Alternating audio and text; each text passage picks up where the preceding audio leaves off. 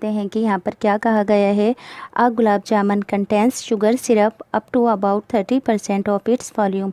यहाँ पर कहा गया है कि एक गुलाब जामुन है, एक गुलाब जामुन के अंदर 30% शुगर सिरप है इसकी वॉल्यूम का, यानी कि जितनी गुलाब जामुन की हमारी वॉल्यूम है इस वॉल्यूम का 30% शुगर सिरप हमारा इस गुलाब जामुन के अंदर है।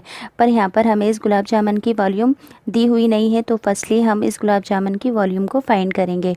आगे कहा गया है कि अगर ऐसे 45 गुलाब जामुन होंगे तो यहाँ पर हमारा कितना शुगर सिरप निकले लगेगा। तो हम यहाँ पर क्या करेंगे, सबसे पहले एक गुलाब जामुन की वॉल्यूम को फाइंड करेंगे। जब एक गुलाब जामुन की वॉल्यूम फाइंड हो जाएगी तो हम अपना उसको 45 से मल्टीप्लाई कर देंगे।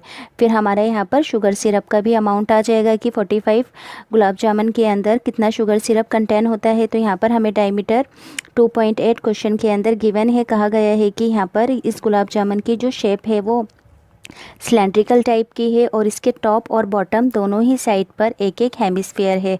और यहाँ पर इसकी जो पूरे के पूरे गुलाब जामुन की लेंथ है क्वेश्चन में 5 सेंटीमीटर गिवन है और इस गुलाब जामुन का जो हमारा डायमीटर है 2.8 सेंटीमीटर हमें गिवन है।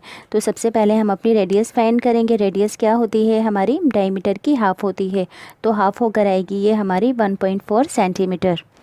तो फर्स्टली हम यहाँ पर क्या करेंगे कि एक गुलाब जामुन की वॉल्यूम को फाइंड करेंगे। तो एक गुलाब जामुन की वॉल्यूम फाइंड करने के लिए क्या करेंगे, कि बीच वाला पार्ट क्या है, हमारा सिलेंड्रिकल है, तो वॉल्यूम ऑफ सिलेंडर के अंदर प्लस कर देंगे 2 हेमिस्फीयर्स की वॉल्यूम्स को। तो वॉल्यूम ऑफ सिलेंडर का हमारा फार्मूला होता है यहाँ पर pi r square h plus up to हमारा, क्योंकि 2 हेमिस्फीयर है, इनटू के अंदर वॉल्यूम ऑफ हेमिस्फीयर होता है हमारा 2/3 पाई आर के अंदर क्यूब। अब यहाँ पर हमारा कॉमन क्या है, पाई आर स्क्वायर और यहाँ पर पाई आर क्यूब। तो इस चीज़ को अच्छे से समझेंगे। यहाँ पर हमारा पाई आर स्क्वायर कॉमन आ गया। अब इधर इस पूरे की साइड पर क्या बचा, एच, बीच में प्लस का साइन। अब 2 2 ज़ा 4/3। अब आर क्यूब में से आर स्क्वायर को हमने बाहर की साइड कॉमन ले लिया था, तो यहाँ पर हमारे पास क्या बचा, सिंगल आर। अब यहाँ पर हमारी सिलेंडर की हाइट अभी हमें गिवन नहीं है, अभी हमने फाइंड नहीं की है, क्योंकि ऑल ओवर गुलाब जामुन की हाइट क्या थी, यहाँ पर हमारी 5 सेंटीमीटर और यहाँ पर हमारी इस गुलाब जामुन की जो रेडियस थी अभी हमने फाइंड की थी यहाँ से 1.4 और इधर से भी हमारी 1.4। तो हम यहाँ पर क्या करेंगे कि 5 के अंदर से इधर वाले पार्ट को भी माइनस कर देंगे और इधर वाले पार्ट को भी हम अपना माइनस कर देंगे। तो हाइट ऑफ सिलेंडर क्या करेंगे कि ऑल ओवर हाइट के अंदर से माइनस करेंगे इन दोनों ही हेमिस्फीयर की रेडियस को, यानी कि -1.4 और 1.4। तो ये होगा हमारा 5 - 2.8 इज इक्वल्स 2.2 सेंटीमीटर। अब यहाँ पर हम अपनी वैल्यूज़ को पुट करेंगे। पाई की जगह पर 22/7, रेडियस अभी हमने 1.4 बताई थी, तो 1.4 इंटू के अंदर 1.4, क्योंकि यहाँ पर हमारा स्क्वायर है। हाइट अभी हमने अपनी फाइंड की 2.2 प्लस 4/3 हमारा एज इट इज़, इनटू के अंदर रेडियस क्या है यहाँ पर हमारी 1.4। तो पॉइंट को यहाँ से हम अपना कैंसिल आउट करेंगे, तो नीचे की साइड आएगा हमारा 1 0। 7 1 ज़ा 7, 7 2 ज़ा 14। अब 2 1 ज़ा 2, 2 5 ज़ा 10, यहाँ पर 2 7 ज़ा 14 और 2 5 ज़ा 10। अब 22 को 7 से मल्टीप्लाई करेंगे तो आएगा हमारा 154 और 5 को 5 से मल्टीप्लाई करेंगे तो आएगा 25। अब यहाँ पर हमारा 2.2 एज इट इज़ रहेगा अभी। अब 4 को 1.4 से अगर हम मल्टीप्लाई करते हैं तो आएगा हमारा 5.6 एंड डिवाइडेड बाय 3। अब यहाँ पर हम क्या करेंगे कि 154 डिवाइडेड बाय 25 को एज इट इज़ रखेंगे और इस इतने पूरे पार्ट का हम अपना एलसीएम लेंगे। तो एलसीएम लेने का भी मेथड बता देती हूँ। 3 और 1 का एलसीएम आया हमारा 3। अब 3 को एक बार 2.1 डिवाइडेड बाय 1 के साथ रखेंगे और इस 3 को एक बार 5.6 डिवाइडेड बाय 3 के साथ। नीचे वाले 1 की कोई वैल्यू नहीं होती, तो 3 को 2.1 से मल्टीप्लाई करेंगे तो आएगा 6.6 प्लस यहाँ पर हमारा 3 से 3 कैंसिल, तो बचा क्या 5.6। तो ये होगा हमारा 154 डिवाइडेड बाय 25, ब्रैकेट का मतलब हमारा इनटू, दोनों ही वैल्यूज़ को प्लस करेंगे तो आएगा 12.2 डिवाइडेड बाय 3।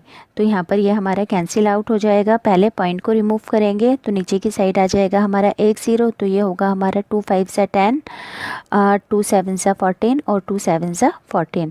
अब हमारे पास क्या क्या बचा, यहाँ पर बचा हमारे पास 77 इंटू के अंदर 122 एंड अपॉन के अंदर 25 इंटू के अंदर 5।